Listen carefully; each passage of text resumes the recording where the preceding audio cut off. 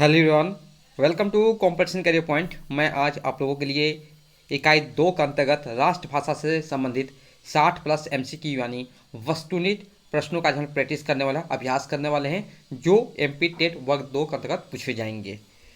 और जितने भी इससे प्रश्न टॉपिक से बन रहे थे मैं देने का ट्राई किया हूँ। ऐसे ज़्यादा प्रश्न बनेंगे तो आपको एक भाग और भी देखने को मिलेंगे ज़रूर से ज़रूर। जो लोग तैयारी कर रहे हैं एमपी टेट वर्ग 2 का, तो किसी भी प्रकार का पीडीएफ जो मैंने यूट्यूब पर फ्री ऑफ कॉस्ट में उपलब्ध कराया हूँ उसका पीडीएफ आप परचेस कर सकते हैं। लगभग मुझे लगता है कि 15 टॉपिक मैंने कवर कर चुका हूँ, तो 15 टॉपिक आप परचेस कर सकते हो। जैसे गबन, बाणभट्ट की आत्मकथा, आपकी बंटी, प्रेमचंद के फट्टे जूते और भी बहुत सारे हैं, तो आप परचेस कर सकते हो पीडीएफ में। अगर आपके पास टाइम अवेलेबल है तो खुद से नोट बना सकते हैं। ओके, और व्हाट्सअप नंबर दे रहे हैं, इसी पर आपको करना है 7004501486। यह व्हाट्सअप नंबर आपको ओनली खाली व्हाट्सएप करना है। पीडीएफ इंफॉर्मेशन लेना है या परचेस करने हैं तो आप इसी व्हाट्सएप पर मैसेज करके इंफॉर्मेशन प्राप्त कर सकते हैं। शुरुआत करते हैं हम लोग।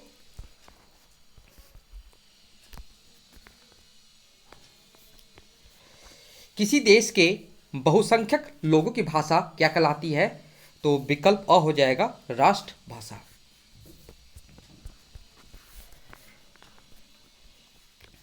कौन सा गुण राष्ट्रभाषा के लिए आवश्यक नहीं है? तो विकल्प ब हो जाएगा सरकारी कामकाज की भाषा।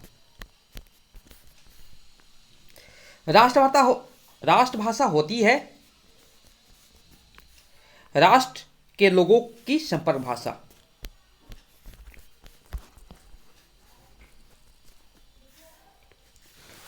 प्रश्न संख्या 4, नागरिक प्रचारिणी सभा द्वारा प्रकाशित पृथ्वीराज रासो का प्रमाणिक ग्रंथ मानने वाले विद्वान इनमें से कौन है? तो श्याम सुंदर दास।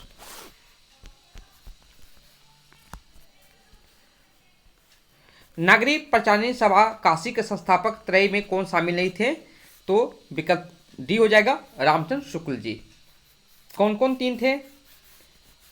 नागरिक प्रचारिणी सभा का स्थापना 16 जुलाई 1893 को काशी में 3 विद्वानों श्याम सुंदर दास, राम नारायण मिश्र और शिव कुमार सिंह द्वारा की गई थी। नागरिक प्रचारिणी सभा के संस्थापक में से थे शिव कुमार सिंह और श्याम सुंदर दास। भारतवर्ष के लिए हिंदी भाषा का नाम सबसे पहले किसने सुझाया? तो विकल्प डी हो जाएगा मदन मोहन मालवीय।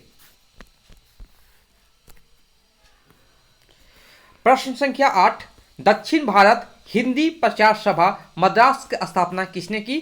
तो विकल्प बी हो जाएगा महात्मा गांधी। दक्षिण भारत हिंदी प्रचार सभा का मुख्यालय कहां स्थित है? तो विकल्प सी हो जाएगा चेन्नई।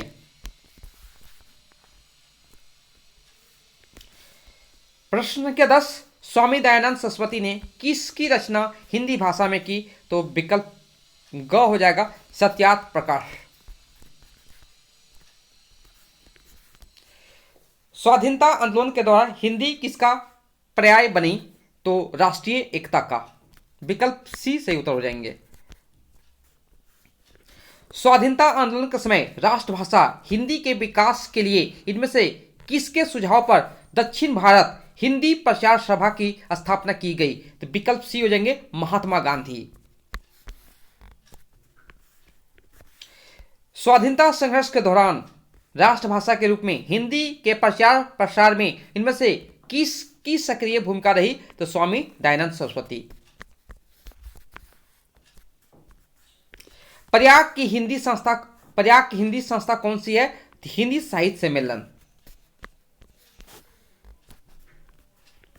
महात्मा गांधी ने हिंदी के प्रचार और प्रसार के लिए किस संस्थान की स्थापना की गई? राष्ट्रीय भाषा प्रचार समिति, राष्ट्रभाषा प्रचार समिति।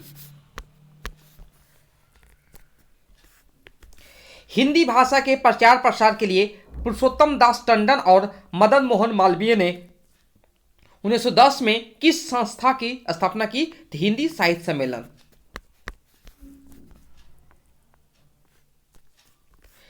नागरिक प्रचारणी सभा का स्थापना कब हुई थी? तो 1893 ईस्वी। प्रश्न संख्या 18, अखिल भारतीय हिंदी साहित्य सम्मेलन का स्थापना कहां हुई? तो विकल्प हो जाएगा प्रयाग। दक्षिण भारत की प्रमुख हिंदी संस्था कौन सी है? दक्षिण भारत हिंदी प्रचार सभा। प्रश्न संख्या 20, अखिल भारतीय हिंदी साहित्य सम्मेलन का स्थापना कब की गई? तो इसका विकल्प सही हो 1910 ईस्वी। अखिल भारतीय हिंदी साहित्य सम्मेलन के प्रथम सभापति कौन थे? तो मदन मोहन मालवीय। हिंदी साहित्य परिषद के प्रथम अध्यक्ष कौन थे? तो पुरुषोत्तम दास टंडन। महात्मा गांधी हिंदी साहित्य सम्मेलन के सभापति कब बने? तो 1918 ईस्वी। प्रश्न संख्या 24, थियोसॉफिकल सोसाइटी का स्थापना कब हुई थी? 1875 ईस्वी। प्रश्न संख्या 25, असंगत बताना है, यहां पर संस्था दिया और उसका स्थापना। ब्रह्म समाज 1828, प्रार्थना समाज 1867, रामकृष्ण मिश्र 1897, आर्य समाज 1895। तो आर्य समाज का यहाँ पर 1895 नहीं होगा, 1875 में दयानंद सरस्वती द्वारा किया गया था।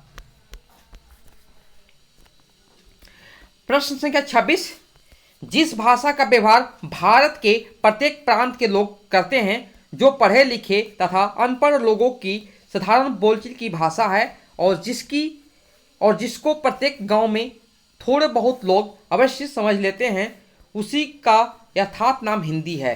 राष्ट्रभाषा संबंधित एक कथन किसका है? तो H.T. कोलबुक का है।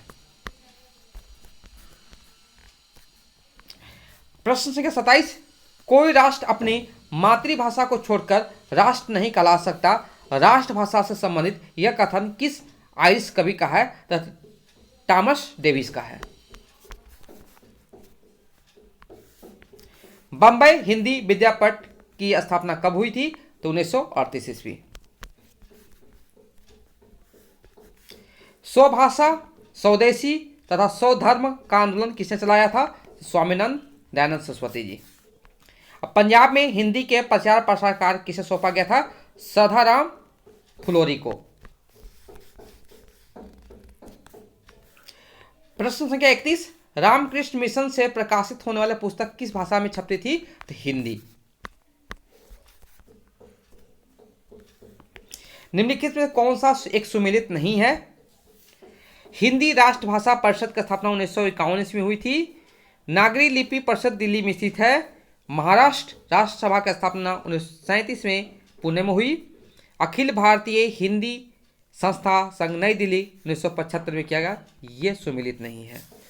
अखिल भारतीय हिंदी संस्था नई दिल्ली 1964 में किया गया था।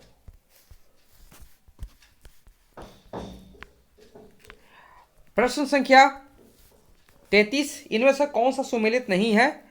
तो आर्य समाज दयानंद सरस्वती सही है, ब्रह्म समाज राजा राम मोहन राय सही है, प्रार्थना समाज एनिस बेसेंट गलत लिखा हुआ है, और रामकृष्ण मिशन जो है स्वामी विवेकानंद। तो प्रार्थना समाज का ये जो किया हुआ है आत्मा रंग पांडुरंग।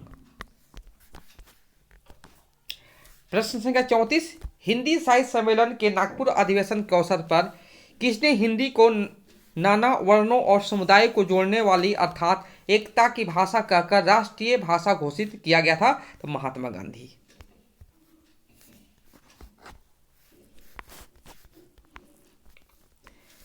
काल क्रमानुसार निर्धारित करें।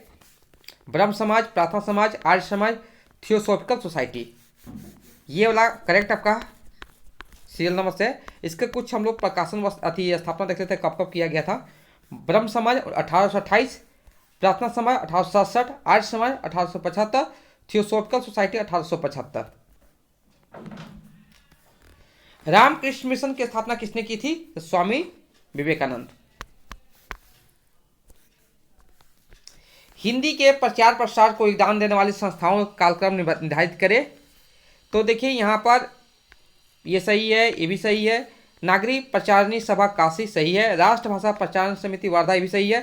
तो इसमें आपको सही कूट का पहचान करें कि कैसे कैसे कालक्रम के अनुसार उसका स्थापना किया गया था। तो विकल्प ए सही है, 1 2 3 4।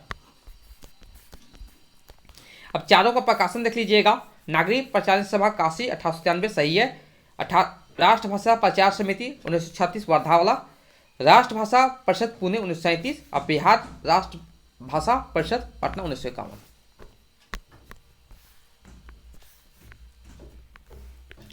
हिंदी साहित्य सम्मेलन द्वारा कौन सी उपाधि दी जाती है? हिंदी साहित्य रत्न।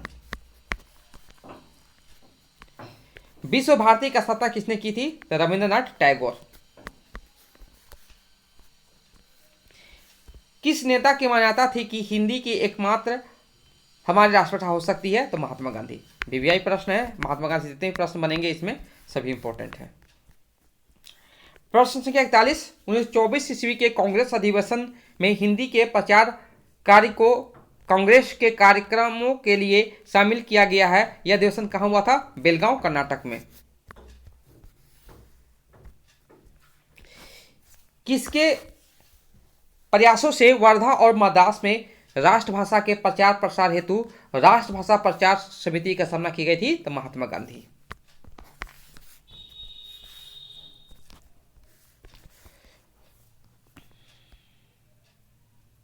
किसका कथन है? कोई भी देश तब तक उन्नति नहीं कर सकता जब तक कि इसकी कोई एक राष्ट्रभाषा ना हो। महात्मा गांधी।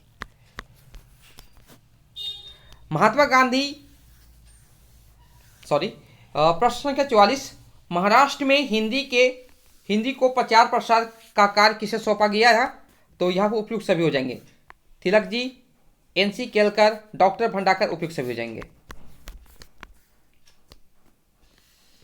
मैं हिंदी का और हिंदी मेरी है, किसका कथन है?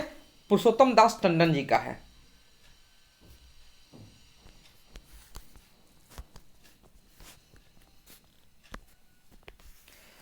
नेक्स्ट प्रश्न है, बंगाल में हिंदी को प्रचार प्रसार का कार्य किसे सौंपा गया था? तो उपयुक्त सभी राजा राम मोहन राय, केशव चंद्र सेन, ईश्वरचंद विद्यासागर उपयुक्त सभी हो जाएंगे यहां पर। प्रश्न संख्या 47, हिंदी भारत राष्ट्रभाषा तो है ही, यही जनतांत्रिक भारत में जनभाषा भी होगी, यह कथन किसका है? श्रीराज गोपालाचारी जी का है। हिंदी किसी एक प्रदेश की भाषा नहीं बल्कि देश में सर्वत्र बोली जाने वाली भाषा है, यह किसने कहा था? तो विलियम कैरी ने कहा था। प्रश्न संख्या 49, किसने हिंदी को आम बोलचाल की भाषा या महाभाषा कहा है? तो जॉर्ज गियर्सन।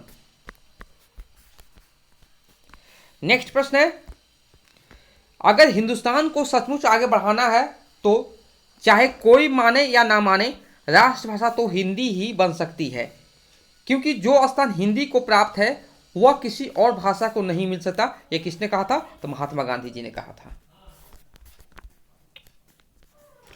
महात्मा गांधी ने हिंदी के प्रचार प्रसार के लिए दक्षिण भारत हिंदी प्रचार सभा की स्थापना कब की गई थी? 1927 ईस्वी में। दक्षिण में प्रथम हिंदी प्रचारक के रूप में गांधी जी ने अपने छोटे पुत्र किसको दक्षिण में मद्रास भेजा था? दक्षिण के मद्रास में भेजा था देवदास गांधी। नेक्स्ट प्रश्न है, राष्ट्रभाषा का दर्जा उस भाषा का होता है जो पूरे राष्ट्र में पाई जाती है। विकल्प ए सही उत्तर हो जाएंगे। किस कारण से हिंदी को राष्ट्रभाषा कहा जाता है? क्योंकि हिंदी भारत की संपर्क भाषा है। नेक्स्ट प्रश्न है, राष्ट्रभाषा का शाब्दिक अर्थ क्या है? समस्त राष्ट्र में प्रयुक्त भाषा। विकल्प ए सही उत्तर हो जाएंगे।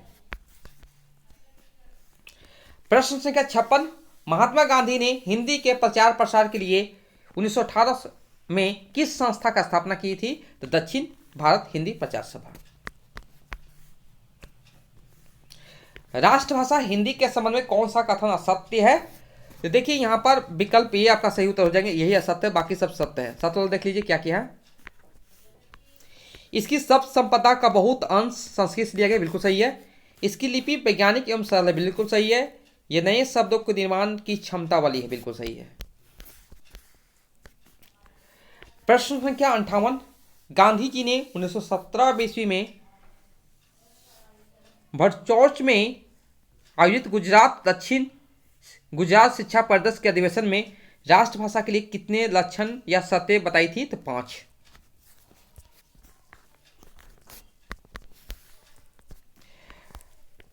प्रश्न संख्या 59, प्रयाग की हिंदी संस्था कौन सी है? हिंदी साहित्य सम्मेलन। आज का अंतिम प्रश्न जो है ये, हिंदी को सर्वप्रथम राष्ट्रभाषा के रूप में किसने मान्यता दी? तो महात्मा गांधी होगा। तो ये था राष्ट्रभाषा, जितने प्रश्न बनते थे मैंने आपको देने ट्राई किया हूँ। ये आप लोगों को सेशन बहुत अच्छा लगा होगा कि इससे ज़्यादा प्रश्न आपको बनेंगे, तो और भी नेक्स्ट सेशन में देखने को मिलेंगे। इसके बाद हम लोग राजभाषा और जो भी है हिंदी, अवधी, खड़ी और ब्रज भाषा की विशेषताएं से जितने प्रश्न बनेंगे उसको भी देखेंगे। देवनागरी लिपि, मैंने आपको हर दिन 2-2 वीडियो मिलने के चांसेस ज़्यादा है। और एक वीडियो आपको भाषा वाला टॉपिक होगा, एक वीडियो आपको जो भी इकाई 11 से 20 तक जो टॉपिक लगे हुए सिलेबस वो देखने को मिल सकते हैं।